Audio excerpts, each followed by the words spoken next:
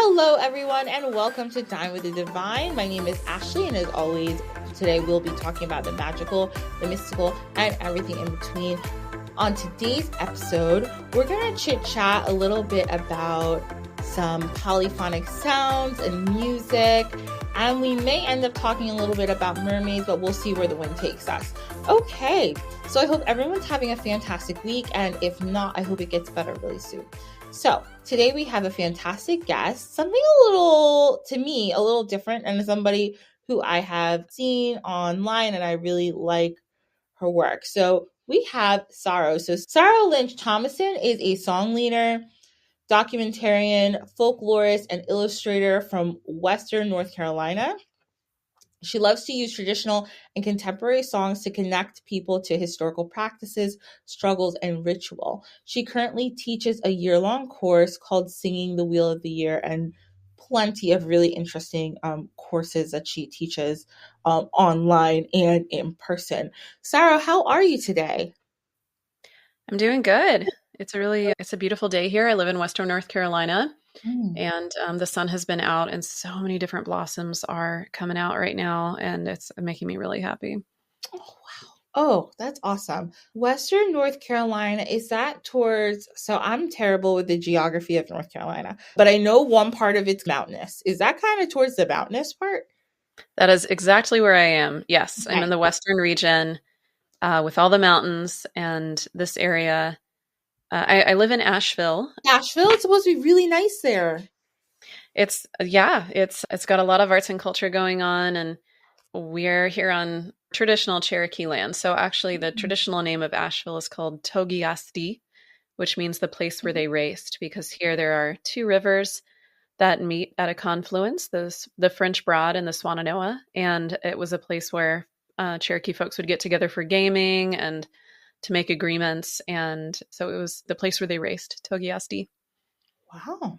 Okay, already teaching us some history. I'm loving that. When you talk about working with traditional folk music and contemporary music, and you talk about how this connects to historical practices and rituals, how did you even get into all of this? Were you always a singer, or did you always just love history?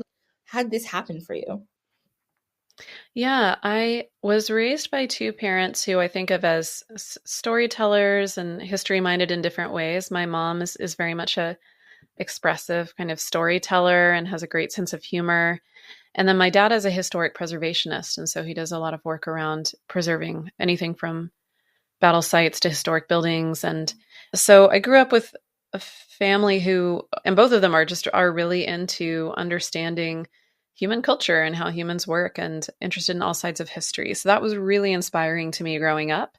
Mm. And at a certain point, that started to kind of intertwine with my passion for singing and my passion for song, and seeing the ways that song itself could inform us and like connect us in a really visceral way to the past and to the ways that people worshipped or were politically engaged or survived, in the past. And I came to really see songs as these like incredible sort of access points for us to viscerally kind of feel in our bodies and understand people in the past.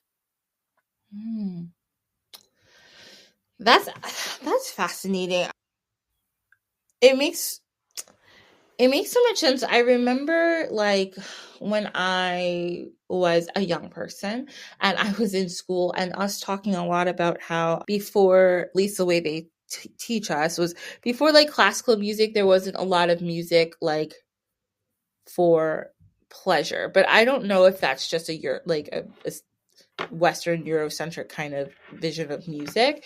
But I was always thinking to myself, but drums and singing and music has been going on forever. So it could not be true.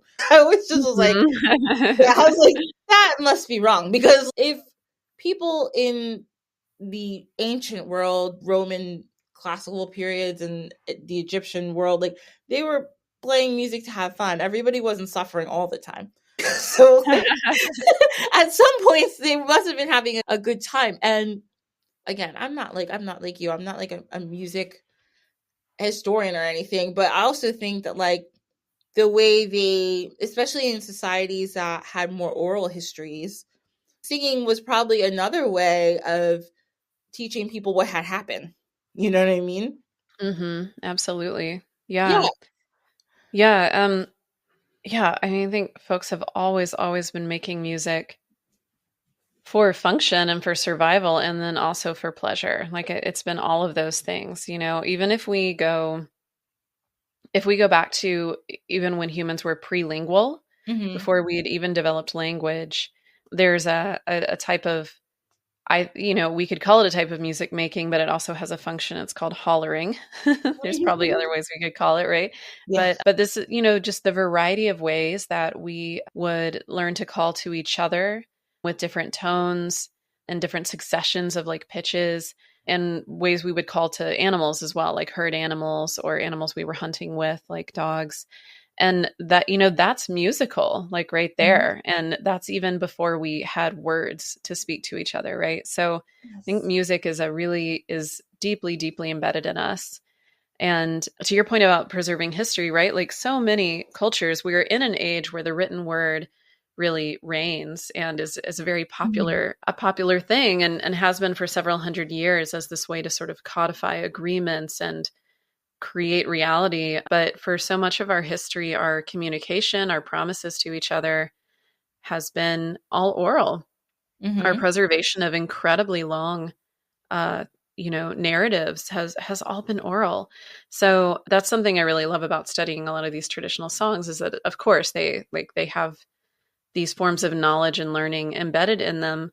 And some of them are telling stories that go back not just hundreds of years, but over 1,000 years. And, by some theories, at least several thousand years. Some of these like story songs that I study that come from Europe, particularly England, Ireland, Scotland, some of these are stories that we think go back to even as far as Indo-European folk tales, right? That eventually made their way into songs. So in some cases, they might be thousands and thousands of years old. So it's so amazing through, of course, storytelling. Well, it's amazing that so many stories are kept through songs, and so many, like, so many there's so many things we know just because of the song, and so many folk tales are literally songs and in songs. It's fast, and I think we don't even remember it. And then when we talk about, and you can tell me if this is true, but the way I even think of like folk music, right, is that it was mostly storytelling. It's not really, folk music isn't, of course it's there's so many different types, right? There's folk music that people did for working, or working on this on a boat, or which Hmm. I and things I learned from you, which is really interesting. Protesting songs, work songs that sometimes ended up as protesting songs, which I didn't even think of. But all of these folk music is literally a way of people expressing themselves, but telling the story of what, like I said, had happened, or what was going on. And I think now, and and again, it just might be me. It's people like you understand it. I don't. I'm a simpleton. Um, Now we listen to folk music and we're just like, oh, it's just like country music, or I think in the United States, people identify folk music with country a lot of the time, or it's just traditional music. But people don't always see like the significance, more than it's keeping like the culture alive. It's actually telling the story, which is to me just fascinating. That's why I just want to say that, because I love that fact. Yeah. Yeah. Yeah. I think there are ways that a lot of that traditional music is often viewed. And I guess that when I say traditional music, I'm thinking kind of more in my area of expertise around traditional music, and especially oral, like singing, Hmm. from England, Ireland, Scotland, other traditions that were brought over from Western Europe by like colonizing peoples here. I Hmm. think they are often seen as less evolved, Yeah. by people who are raised in more classical music sort of environments, because a Hmm. lot of times attention to pitch is not as important, and attention to rhythm, like being really tight on rhythm, isn't always important. It really depends on, this is people who are finding ways to entertain each other and educate each other and pass the time in Yes. rural spaces for like hundreds of years in this country. And, there weren't a lot of rules to go by. It was more just like what you were trying to get done, right? Were you trying to get work done in the field? Were you trying to entertain a kid who was being fussy? Mhm. Were you trying to play a dance? So if you are, then like, yeah, maybe rhythm matters more, but it's more about what needs attention in the moment and how the song can attend to that. And so that's really different than performing in a particular setting and performing by certain standards for an audience. Mhm. So many things changed when we started to have, first off, the radio Yeah. becoming really popular in the early 20th century, and like most households in the country getting radios, Mhm. and this mass form of communication, and then or distribution of entertainment, and then also recording technology coming to the fore in like the 20s and 30s. And that really changed and standardized a lot of like what music was supposed to sound like for the public, how music was supposed to be engaged with and consumed. Mhm. Even just used to use that word consumed, right, is like really different than how people were engaging with it to a certain degree in the past. So a lot of it's become standardized, but I love, love, love digging into old recordings from people who grew up in spaces where like they weren't there weren't radios to listen to, and they were just singing for each other. And the emotion that you can hear in the songs and the way of engaging with the songs is really different and something really, really precious to me. Yes. So when you're talking about that, I started thinking about, and I think I've mentioned this on here before, the Oh Brother, Where Art Thou, the soundtrack, which I Yeah. really enjoy. There's a song on there called Oh Death. Yeah. And do you know this Yeah. Ralph song? Stanley. Hmm. Okay, yes. Anybody listen to it, just anybody listening here, please go find it. If you hear the guy who sings it on the soundtrack singing this song, nobody nobody who just listens to regular pop music on the radio is going to say this guy is a good singer. They would be like, this song is terrible unless you like. But when you really listen to it and you listen to the emotion of this guy, and also if you've seen the movie and like about the movie, it's so powerful because he's really singing this song. He's really saying something. When you really listen to the words, it's coming from his heart. And it reminds me a lot of I know you're, like you were saying, your area that you know a lot about is the British Isles. It reminds me a lot of Keening. So the song is called Oh Mm. Death. And then for anybody who doesn't know, keening was a sort of like a wailing kind of, but it's like a singing, but it's very high pitched, and it was usually done when somebody had died. And it was usually something done in Ireland and Scotland, but I did also, there were certain parts of that they did it too, but it wasn't that many parts, a couple parts. But it's very interesting, and the way the guy is singing, he's got a lower tone of voice, and it's not on tempo you at all, but it's that same kind of wailing. And you can't help but listen to this song and really feel something. And if anybody were to listen to that song, like I said, they would be like, "Oh, this isn't good." And if people I think like, that's I think that's fighting words. I think you're going to get some Ralph Stanley fans saying like, "Or what are you talking about?" That's interesting. I 100%. understand what you're saying Yeah. though. Like, I think it's good because I like the emotion behind him and what he's Mhm. saying, and the way he's singing it's really powerful. But somebody who listens to Olivia Rodrigo and Taylor Swift would be like, this is Right. not good. So, but if you're really Totally. into the meaning, Oh, I just said did you totally. say? Yeah, I understand. Oh, okay, yeah. Yeah, so if you really listen to that meaning though, you really love it. And yes, Ralph Stanley, it's very cool. But yeah, and yes, exactly what you're saying. Also, I think about too, like comparative somebody, and it also shows you I don't want to say, I hope this doesn't sound wrong, but it shows you the almost the economic class of the people who are listening to this music and playing this music. Not saying that people from lower socioeconomic classes at that time couldn't play really good classical music, but like you were saying, these people were playing music for kind of different reasons, to entertain each other, for a fussy baby, like to just have a good time because they were bored in the middle of the night. So they didn't worry so much about pitch and maybe rhythm if they were dancing, but like it was more fun.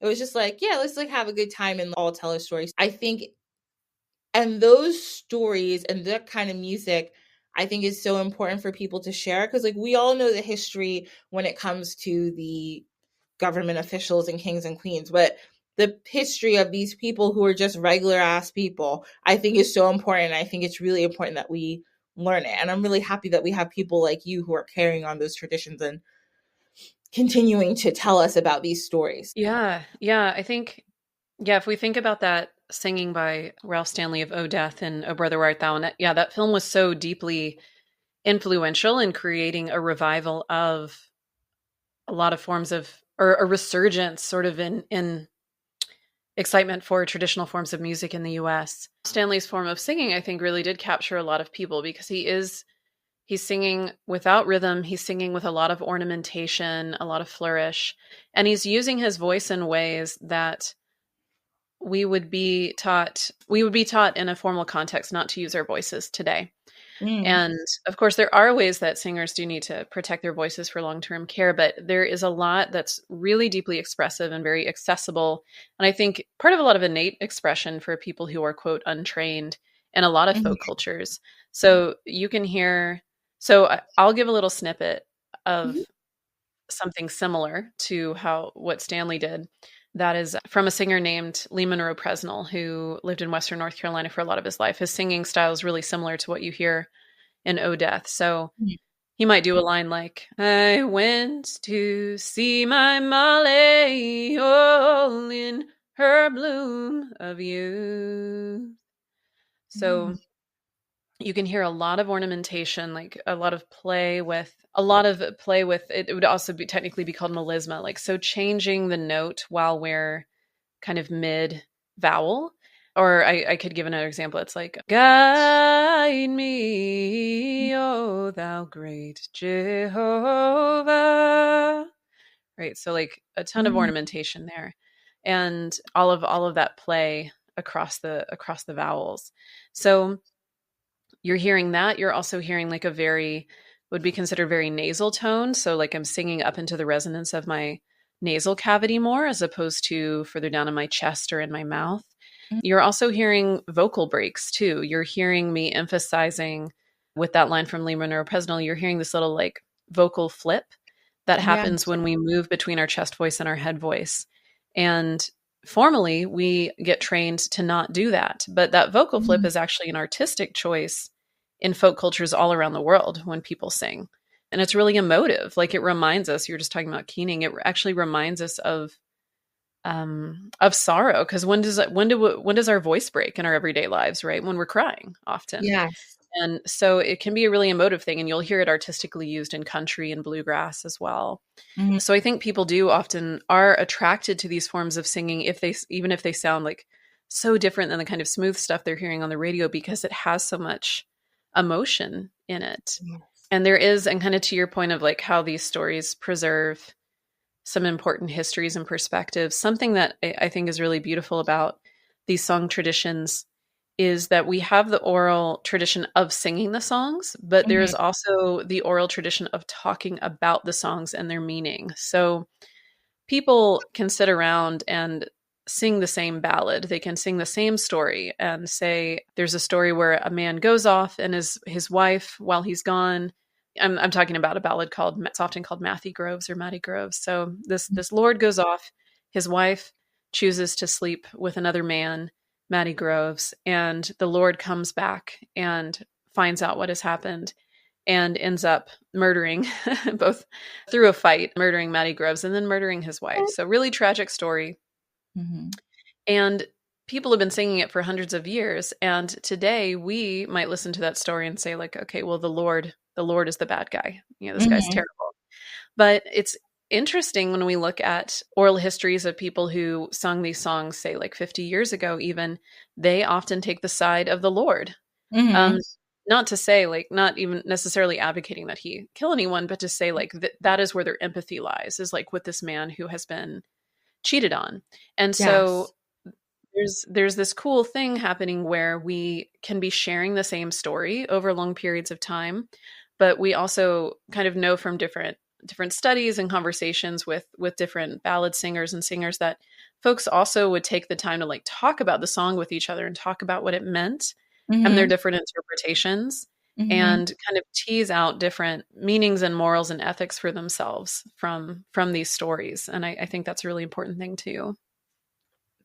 So that makes me think of another time on this podcast. We spoke, actually, I think 2 times because I'm obsessed. We talked about really briefly murder ballads, which Mhm. I was like, what? Somebody told me what a murder ballad is. I was like, that's wild. And I remember I went on, I think like on, so we talked about this with our friend Victoria, and she was talking about how you can find a lot of these recordings on the Library of Congress Mhm. for free to listen to. So I was like listening to some of them. You're talking about like the morals and ethics, because there are these songs, and in some of the songs, I don't know, I can't think of one off the top of my head, but there will be a song that'll be like, yeah, so this girl met this like shady dude, and the dude continued to be shady, and everyone's like, hey, this dude's shady, and then she went off with him, and then she died. So Mhm. back then it was like, see, this is a warning. Don't go off with some shady dude because you might die. And in that case, it seems like back then it was like usually like a warning for like young women to beware of these like dudes. But Mhm. it also seemed like a little victim blaming. It was like Yeah. she should have figured it out. But now we look at it and we'd be like, damn, that dude was so shady. We need to be aware of these shady dudes and make sure dudes are less shady. So I see exactly what you're saying. I was just thinking, I was like, yeah, because now the perspective has changed a little bit. If you listen to that song, you're like, wow, Mhm. this is just really sad. And wow, this is so terrible that this happened to this young person. But back then they were using it to warn people, don't do this. This is a terrible idea. So yeah, it's funny how things can change. It's the same song, but now because the way we look at us are different as a society, the meaning of the song even changes a little bit. So that's really cool. That makes so much sense to me what you're talking about. Love that. Totally. Yeah, that's a really good example. Like many of us continue to sing these murder ballads, which have been around for hundreds of years. There are a lot that were written in this country kind of in the 1800s. And then we have some older ones from England that are like 1700s too, that like continue to have currency. And yeah, it's people do think that a lot of times it was for a kind of social control, right? To say like, Mm-hmm. yeah, women be really, and warning, right? Like from a place of care too, to say like, Mm-hmm. hey, women, be careful who you spend time with. But also, yeah, as a way of saying like women who wander off and like leave the community and yeah, make the wrong choice are going to fall victim, and it really is on them because boys will be boys, that kind of thing. Yeah. Right, but today those songs are often framed differently, for sure. Mm-hmm. And they're those kinds of songs too, as you know, the language in these songs and the moralizing of these songs changes over time. Where like the more modern we get with the songs, so 1900s, 1800s, a lot of times there's some kind of moralizing statement in the song that says like, you know, maybe at the end of the song it says like, now listen, you young girls, or you know, Yeah. whatever, be careful what choices you make, or you'll end up like so and so, right? Mm-hmm. But the Yes. older story songs that go back across the water quite often don't don't have those moralizing statements as much and are kind of Mm-hmm. just these third person perspective, almost a kind of godlike sort of perspective of telling us so and so did such and then so and so reacted in another way. And we don't get to be in the emotional world of the characters. We are just watching them play out a drama. Mm-hmm. And something I love about that is that actually makes us much more active listeners, and more active participants, because then that creates the debates, right? That me leave the song thinking like maybe empathizing with a different character than somebody else would, and Yes. me logicking out like, why did the character do that? Here's why I think that happened, right? And so Mm-hmm. it makes us kind of forces us to be interpreters in a really active way that is different than modern songwriting that tends to be, at least modern popular songwriting, that tends to let us real deeply into the emotional world of the narrator, of the songwriter. They're Yes. telling us exactly how they feel. So it's a really different form of engagement that I think, yeah, begs us to be a part of the song in a different way. Yes. Oh, very interesting. So, we're going to talk really quick about our dish of the week, and then we're going to go on to our story time / we'll see where things go. So, since we're here talking about songs stay with me. I know you're going to be like, this, people are going to be like, this has no connection, but it does to me. So we're talking about songs, we're talking about history, and a lot of the folk tales and history that Saro would pay attention to are people who arrived over from Scotland, England, Wales, Ireland. So I got to thinking, I was like, what? And the kind of music we're talking about, and I ended up doing a lot of research and listening to a lot of sea shanties, because I love a sea shanty. I don't know why. I just think they're the funnest songs. They're catchy. Yeah, they're They're tons so of fun. catchy. I linked one. So in the show notes, I put one. It's called, I think, Spanish Ladies, I think it's called.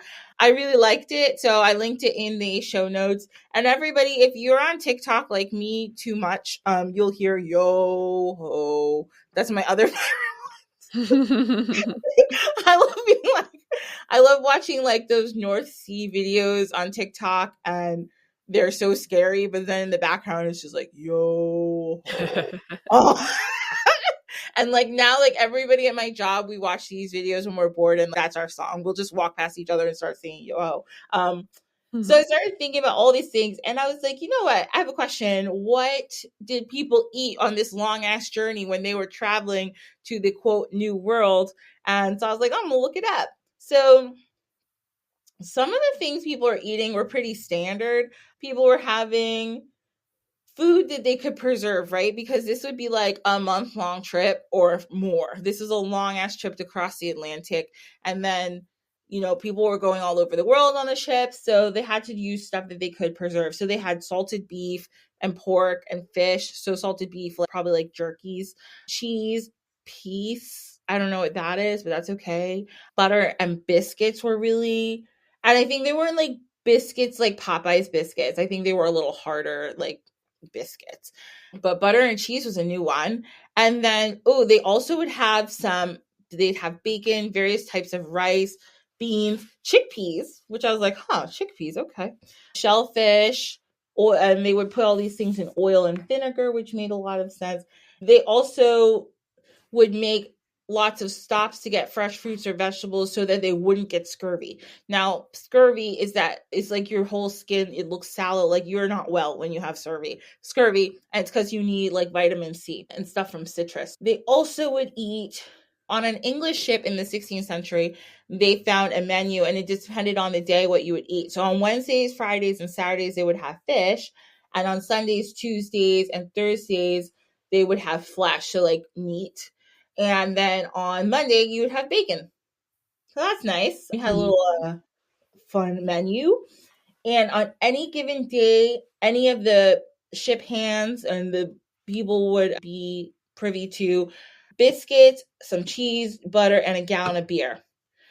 Okay. I guess it's easier to carry beer than fresh water, but like also, I'm not trying to drink beer every day on this ship. It's hot, probably.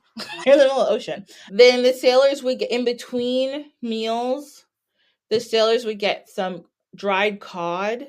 And on bacon day, they would get a pound of bacon. That seems like a lot. Or 2 pounds of salted beef. Damn, okay. So that's this seems like a lot of meat to eat, but okay. You're working really hard. You're a deckhand, so it's rough. And then sometimes there would be some cooking that would happen. They'd have these little brick fire boxes, and they could cook some things like some stews. You've probably seen a stew or two on, think of your favorite old-timey show. Probably a very like bland stew. They would make it with some broth, white broth, they said. They would add some rosemary. They would use mutton, prunes, parsley, and radishes. People love these radishes. Oh, and sometimes they would put raisins in it. Oh, it doesn't sound that good, but okay. So that's what you would eat if you were on one of these ships, everybody, just so you know. Oh, they put a little ale in it and also some plums. They really like plums. Anyway, so that's our dish of the week. That's some things you would eat if you were on a ship back then and you were traveling. Doesn't sound that great, but you don't have a lot of options. You're going to a new life. You better just suck it up. Hey, it's me again. I hope you're enjoying this episode. I just wanted to remind you that if you can't get enough of me and the episode, there is an option to hear more. Don't forget about our Diners Club membership. So, if you want to come in and you want to join the Diners Club, you're more than welcome. We have 3 different levels. We have our first level where you can be a devotee of the morning meal, where you get into our Discord chat, our book club, you get a bonus episode, and you get to submit questions to me about anything, honestly. And then we have our Mystics of Brunching level, which is our $7 level, where you get everything you get on the devotee level, but you also get a sticker and a postcard from moi. And you get a one-time shout out where you get to tell me what your favorite folktale or story is. Oh my God, how exciting. And then we also have our Saints of the Sacred Supper level, our $10 level, where you get your episodes a day early, you get an enamel pin, and you get 15% off all merch. So if you can't wait to hear more from me, you can't wait to hear more stories, more facts, more historical subjects, please come on. We welcome everybody. We have a good time. It's all about relaxing and chilling, right? That's what we're doing. That's what we're doing in the Diners Club. So I hope to see you there soon and enjoy the rest of the show. Okay.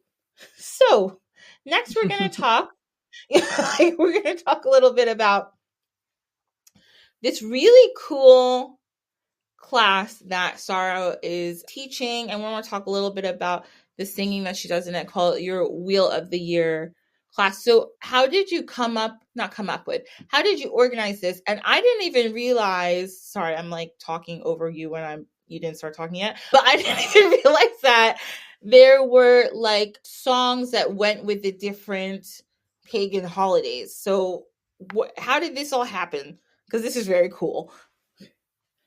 Yeah, so I'm teaching a year-long course right now called Singing the Wheel of the Year. And this is a way of integrating with folk traditions and the histories and newer traditions too behind the different neo-pagan holidays. So when I say that, I'm talking about the solstices and equinoxes, and then the 4 Celtic holidays that are known. There's different ways to pronounce these, right? But we have Samhain, which is Halloween. We have Imbolc or Imbolc and in February. We have Baltania or Beltane in May. And we have Lunasa as well.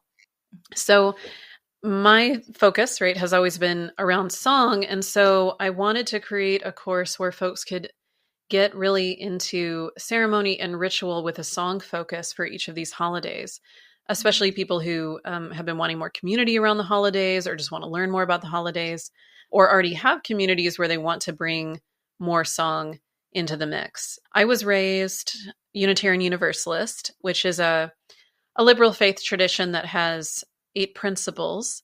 But within Unitarian Universalism, you can practice other faiths as well. And I definitely was really influenced growing up by a chapter within our church called CUPS, which is like a chapter of Unitarian Universalist pagans. And so they would come to our youth group and lead us in ritual sometimes. And that early exposure to ritual was really powerful to me. And we learned some songs along the way too. I remember in particular, we learned a song that's very much a standard in like neo-pagan communities now that is called Spirit of the Fire. And it goes something like, Spirit of the fire, come to us. We will kindle the fire. Right. That's the opening line. And just feeling so energized by that experience. And so as in the last few years, I've really wanted to create more of those experiences for other people, but using a repertoire, sort of refreshing the repertoire of pagan chant. So for me, this looks like both studying traditional songs that either are historically part of these holidays or thematically really tie into what's going on in these holidays, and to create new songs inspired by tradition. So what I do with each of our classes is that we have a singing session where we learn 3 or 4 songs for the particular holiday. And then in the next session, we have a ritual session where we put some of those songs into ritual together. And I have an online cohort, so there's ways we do ritual together online. And then I have an in-person cohort that I teach here in Asheville. But, song, as we've been talking about, right, is like this really powerful way of accessing the past. And for some people, it might be an ancestral kind of access, or it might be a just like a spiritual access of like, yeah, I really feel this. I believe this. And like, here's this source to really feel this in my body. So if you don't mind, I could sing a little sample of what I've got going on. 100%. I'd love to hear it. I think everyone would love to hear it. So we literally yesterday, as of recording this, was the spring equinox, right? It was the vernal equinox. And in the neo-pagan calendar, which is, called the Wheel of the Year, this holiday is also called Ostara or Aostra, for a goddess who actually we are told historically was actually worshipped in April, not in March, but her name got attached to this particular day. So she's also venerated on this day. But this is certainly like a time of year for people in the Northern Hemisphere generally where you would be breaking ground and you would be planting all your seeds and putting enormous amounts of emotion and labor into starting to sow the fields, and calves are being born, lambs are being born, and there is so much like hope that these beings are going to survive, and a lot of precariousness too. These efforts to pay off in order to live, right? In order to survive the next winter. So I adapted a song that comes from Anglo-Saxon traditions. It comes from a ritual called the Akkerbot. And Akkerbot means field blessing or field remedy. And this is a really long, very elaborate ritual that would have taken days to prepare for. And in of itself, just executing the ritual would have taken a day or two at least. And it's a ritual for a field that has gone fallow. So it's a ritual for bringing a field back to life again. And there are so many different beautiful, beautiful aspects to this ritual. And this ritual comes to us it's recorded in the 11th century, around about there. And maybe it's the 12th, but in any case, it's very much in a Christianized framework. And there are moments that are very animist, like very much addressing the field, very much addressing the earth as its own cognizant entity. And saying to the field, like, may you grow up. And there are the field is addressed as the mother of men and as the matron. And so I adapted that into a kind of benediction, a song that can be used as a chant because it's kind of short. So I'm going to sing it for you now, and I'll just tell you a little vocab first. So you'll hear at the beginning, erka, erka. The Anglo-Saxons love to roll their R's, so I'm doing that. And people argue over what erka means, but this is part of the invocation in the ritual. Erka may just mean like, may you break ground, may you increase, right? So kind of speaking to the field and like, may you grow. It also might be a reference to a deity. It might be a way of like addressing and saying, hey, you, Erka, like the field, the mother. And then we have the term Eorthin Modor, which means earth mother, earthen mother. So Eorthin and then Modor is mother. And the rest is in modern English. So all phrases, all kind of concepts taken from the Akkerbot. So I'm going to bring in my Shruti box, which is an instrument, a harmonium from India that, to the best of my knowledge, was developed in India in the 19th century. And it's going to play some tones underneath my voice for this.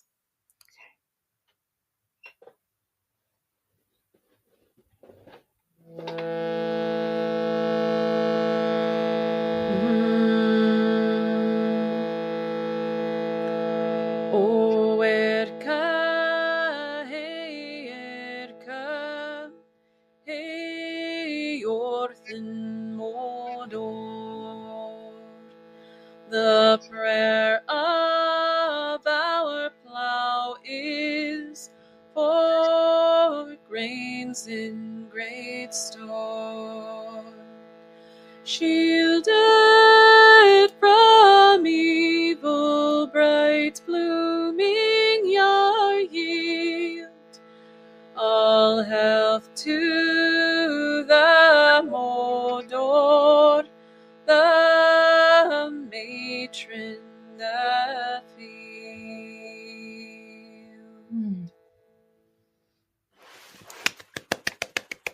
So this past few weeks, we've been doing ritual that involves that song. And so for us, that has looked like singing the song over and over while blessing soil together. So folks brought soil from places they wanted to bless, or soil that could go to a place they wanted to bless. And we took parts of the acrobot that are all about heaping all the known herbs and the twigs of the trees onto the fallow land, onto sods from the fallow land, and blessing it with honey and with sacred water. So we incorporated parts of that ritual, and we're blessing our own soil with plants that we had brought, and we're singing the song over and over again. Wow. That was beautiful. So thank you, first of all. That's so neat. So that, like you said, using that as a chant, I think, first of all, it's not going to use the right words, but it's got like a melody to it. So it's easy to, I can see people doing that over and over again. That's easy because it's like pretty. It's not just saying the same word over and over again. It's like beautiful. And yeah, like seeing it's like it's meditative to sing that over and really bring that energy in. So that's really neat. Wow. So Yeah. Mm-hmm. Go ahead. Ouch. Oh, just that I've spent a lot of my life studying these story songs, right? These ballads that I mentioned earlier. And I love them so much, and will always love them. And also and I think they bring their own kind of meditative state for the singer and for the listener. Mm-hmm. They really take us on this journey. But I have been a lot more interested in the last year or so in chant and in incorporating English language chant into my life and promoting it in my work, because I think, for folks who grow up with like English as a first language, there aren't a lot of outlets for chant in the language that's familiar to them in our culture. Some of us might have encountered like Gregorian chant, right, which is in Latin, or chant that comes from kirtan traditions, so like sacred Vedic traditions. But we don't get a lot of opportunities to chant together and like kind of get into that pulse and that rhythm and that meditative trance space in a language where we can kind of dissect and make our own meaning out of the words more easily, and feel a little more like ownership and interpretation over the words. And that also, that kind of having that kind of familiarity also allows us to sink in and be more present, right? So I've been creating songs like this for chant in a focused way for a while, and have also, in addition to the course I'm teaching, have started these events called Singing for Catharsis. And catharsis is just a fun word that means, release or euphoria, like good feelings, right? And in these spaces, we really actually focus on chanting for long periods, what I think in our culture would be considered long periods of time. So, 30 minutes, 45 minutes, singing the same song over and over, and seeing how it makes us feel. And it's an experiment in a lot of ways, because it's a new thing for a lot of us. And some songs we get in the flow and we feel like we're there and it feels easy, right? It feels easy to sing that song for 45 minutes. And then there's other times where, this song felt a lot more like labor. Why did it feel like labor? So there's a lot that we're kind of figuring out as we go. And but it always comes out feeling relaxing and revelatory to me, and I think to a lot of other folks, to have that kind of access to song that's different than what we normally get to do. Yes. Oh, that is absolutely beautiful. Okay, so it reminds me a little bit of all of this that we've been talking about. I used to really like to listen to, and I don't know exactly the genre, but I'll just describe it as like Middle Eastern, like folk music, because they do a lot of the kind of, you used the word before, again, I don't know the name of the word, but where they go, like they do a lot of that. Yeah, like melisma or ornamentation. Yeah, that's what you were saying. And it even when they're doing it, it's, you could compare it to, I don't know, like Mariah Carey, like when she's doing her like up and down. It's not the same, but it's like very different. Yeah, it's very different. And when you listen to Mariah Carey do it, you're just like, oh, that's cool. But when you listen to these people do it, it's like this very deep, to me, and I don't know how other people may feel about it, but you almost like long to feel how they're feeling in that moment. Yeah. Yeah, that's Yeah. well said. Yeah. Yeah, you're like, wow, this person is really feeling everything at this moment, and I want to feel it too, and I want to sing along with them.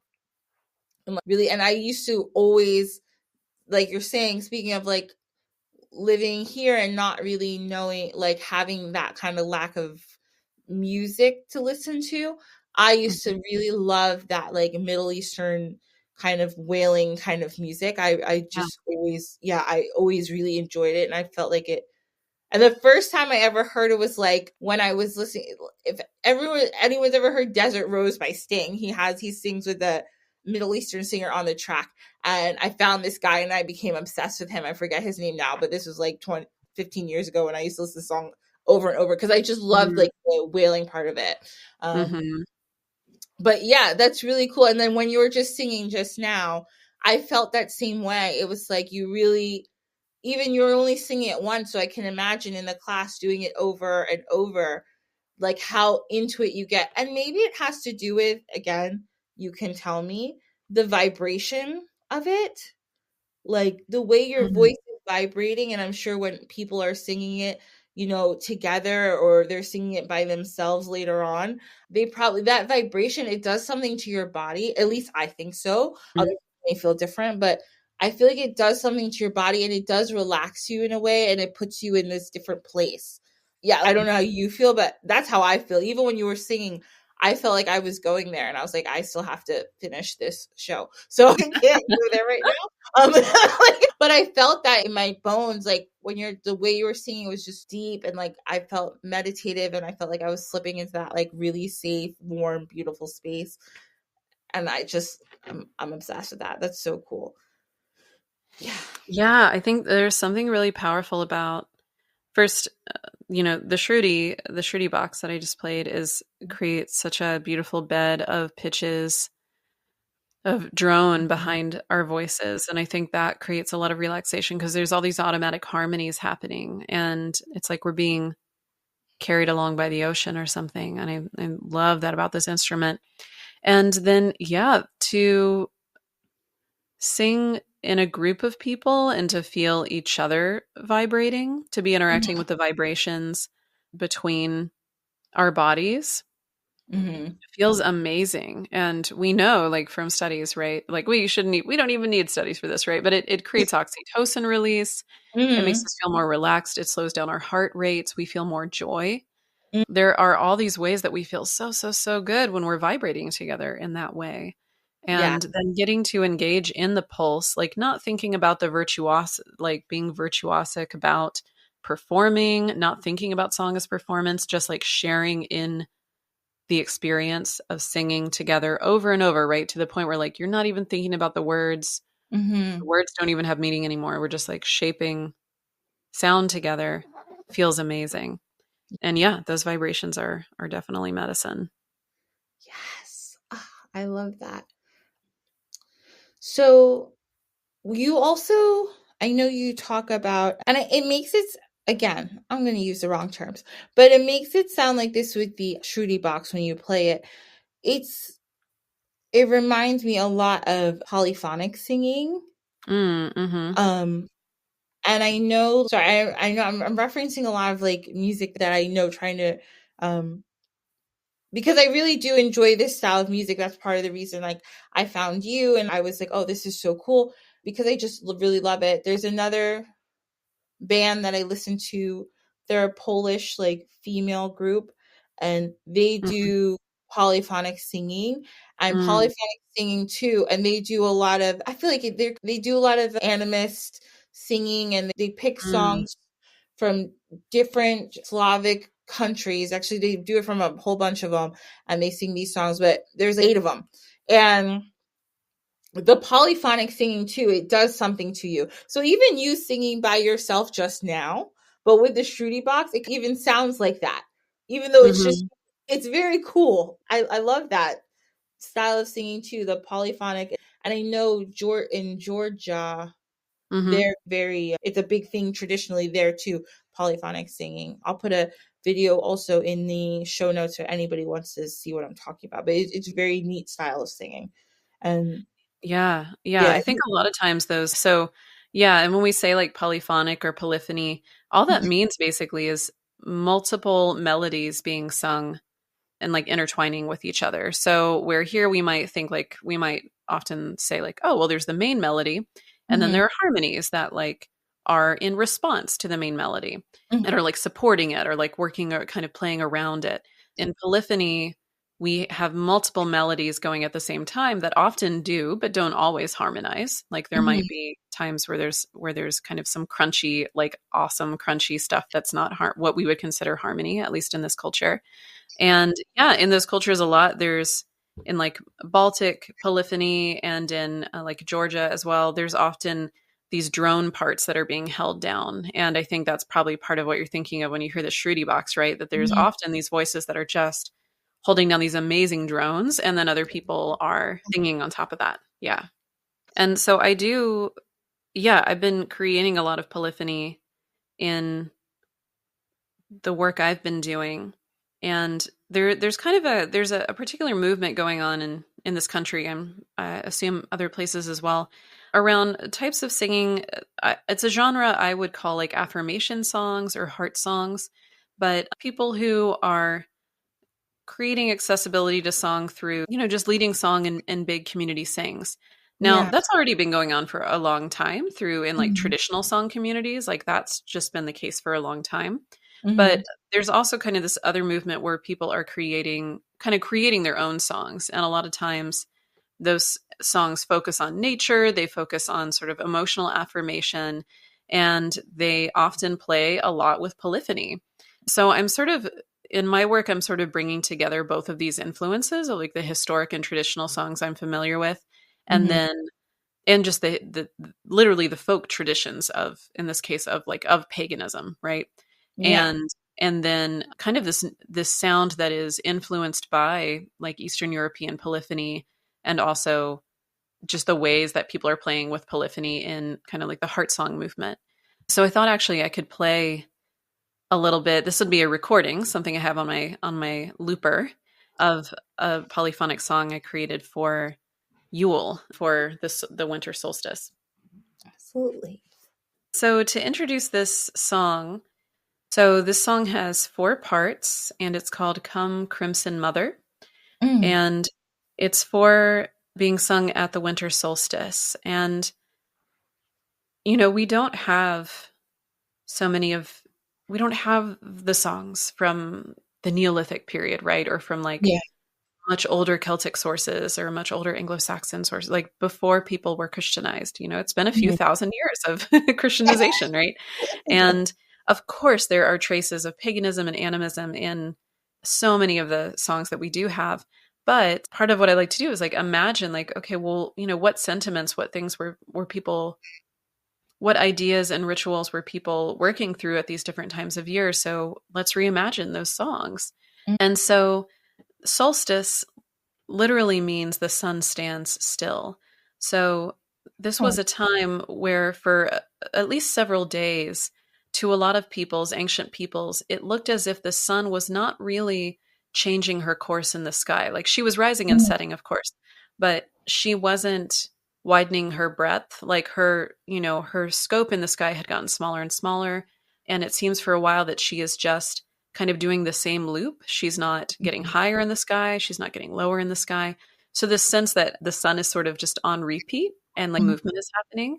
And so I like to kind of imagine this moment of people, the fear of people wondering, like, is the sun going to return again? Is she going to start to mm, widen her scope? Is she going to raise higher in the sky again? Or is she stuck? Is she coming back? Right.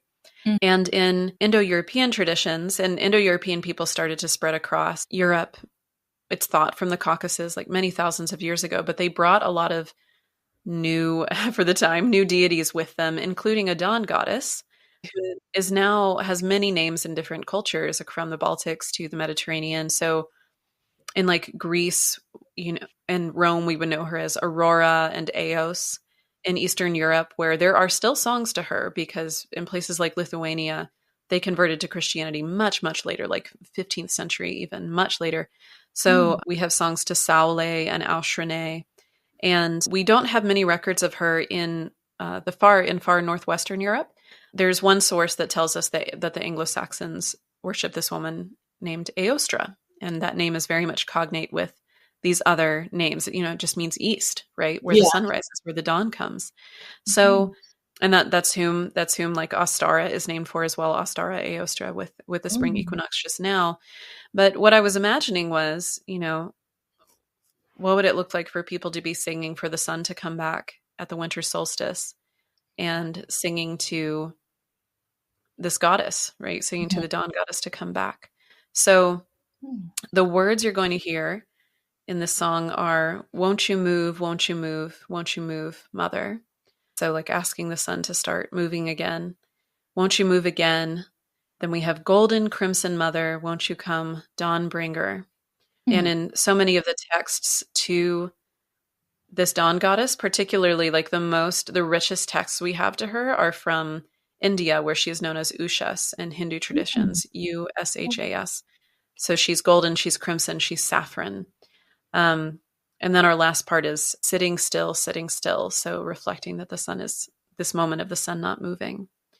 So I'm going to bring in this song now. Okay. Won't you move, won't you move, won't you move, mother?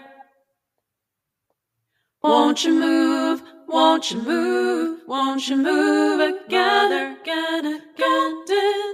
Won't you mother, won't you move, won't you move, gather, gather, gather. Won't you mother, won't you move, won't you move, gather, gather, gather. Won't you mother, won't you move, won't you move, gather, gather, gather. Won't you mother, won't you move, won't you move, gather, gather, gather. Won't you mother, won't you move, won't you move, gather, gather, gather. Won't you move, won't you move, won't you move, gather, gather, gather. Won't you move, won't you move, won't you move, gather, gather, gather. Won't you mother, won't you move, won't you move, gather, gather, again. Won't you move, won't you move, won't you move, gather, gather, again. Wow. Yay. Oh, wow. Yes. I'm just thinking like what I am imagining it all comes back to your whole course, this whole singing the wheel of the year comes back to the fact that for ancient peoples, everything was very uncertain, and having these rituals were a way of even if okay, I'm sure they understood that, yes, this solstice thing is going to happen every year. We know it's going to happen every year. But what if one year we don't do the ritual? Maybe for real, the sun really won't move, guys. Maybe we should still do it. It's just that ritual was so comforting for them. And that's why I think it was so important. It's because everything else was so uncertain. We don't actually know. And when you don't, I feel like now we have not a little bit, there's a lack of ritual in the general culture and society because of the fact that it's like, I know how this works and I know that this is going to happen because this would happen and because this happens.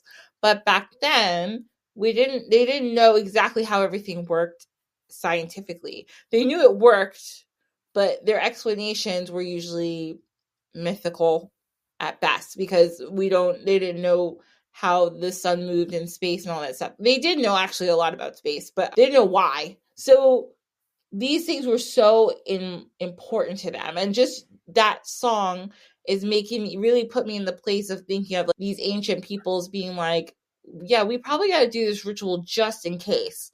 Like, like just in case this time the sun doesn't move and everything stays the same. and like the season doesn't change, we should probably still sing, because that's probably a good idea. Well, and what I like about, it would have varied so much from culture to culture, like what that looked like or what the Mhm. relationship was thought to be. But Yes. what I do really like about that is that there is a sense of reciprocity, right? That Hmm.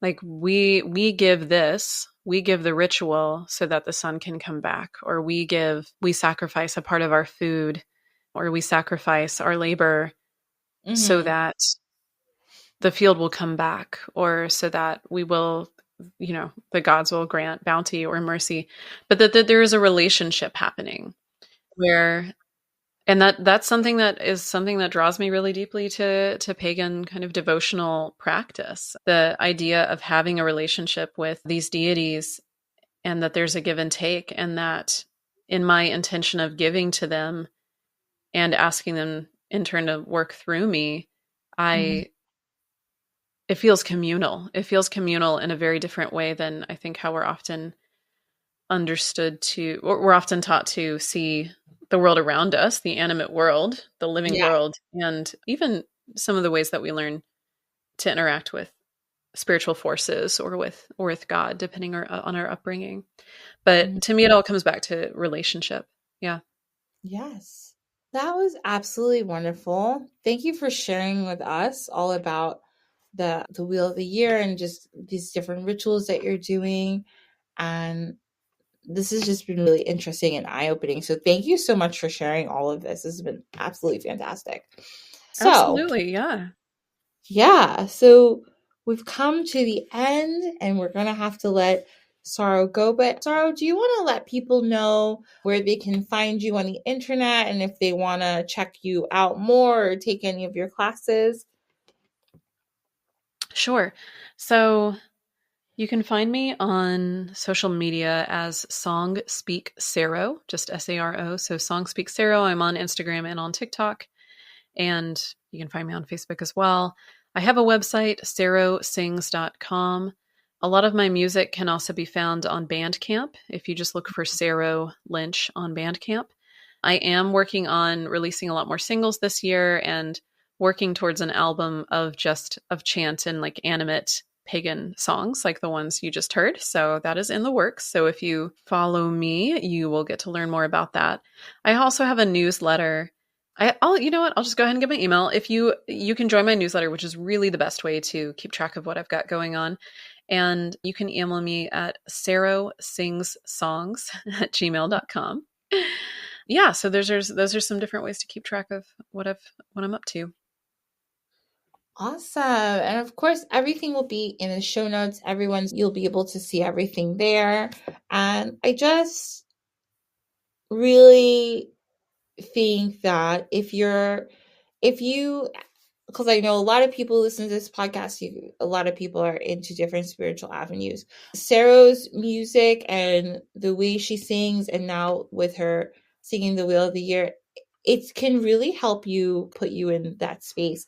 And all of her singing, honestly, please go follow her because it's fascinating. It's beautiful singing. It's really wonderful. I really enjoy it. And I have gotten to see you on social media and it's really a pleasure. Like it's really cool. I encourage everyone to follow Sarah and enjoy it as much as I do, please, because it's really good. I just want to put that out there. Yeah, absolutely. It's absolutely beautiful. You're very talented. And the fact that you wrap all of the singing up in history and connecting people to history and what another thing we didn't talk too much about, but I know you do a lot of stuff about like feminism and songs representing Mm. different communities. And I think that's really neat too. And I remember taking like a introductory kind of class with you, and you were singing some of these songs and talking about how these songs were some of them were protest songs, some of them were songs that women sang together just to enjoy themselves, and it was just really neat. So you go into all these different avenues, and I think it's so interesting, especially if you like history. You would really enjoy these different courses and the different things that Sarah talks about. So Just want to say that. Everybody, thank you so much for being here. Once again, Saro, thank you so much for your time and chit-chatting with all of us and singing for us. Thank you so much. That was absolutely wonderful. What a treat. And as always, everybody, yes, thank you. As always, everybody, this is Dine with the Divine, if you didn't know. So if you want to follow the show, we're at Dine with the Divine on Instagram and Facebook, TikTok, YouTube, all that good stuff. If you enjoy the show, I really appreciate it if you take a minute just to press 5 stars if you want to, or whatever you say it with your chest, on Apple, Spotify, wherever you listen to this podcast. If you have any suggestions for episodes or comments, please feel free to email me at dinewiththedivinepod@gmail.com. I'm here. I will respond to you. You can message me too on any apps if you have any questions or want to tell me something. Please do. I'm there. And if you want to follow me, Ashley, I'm at Sankofa HS. That's SANKOA. That SANKOFAHS on multiple platforms, and also the whole thing is Sankofa Healing Sanctuary, and that's on Facebook. Thank you everybody so much for being here. I hope you all have an amazing, awesome week, and I'll see you next week. Bye.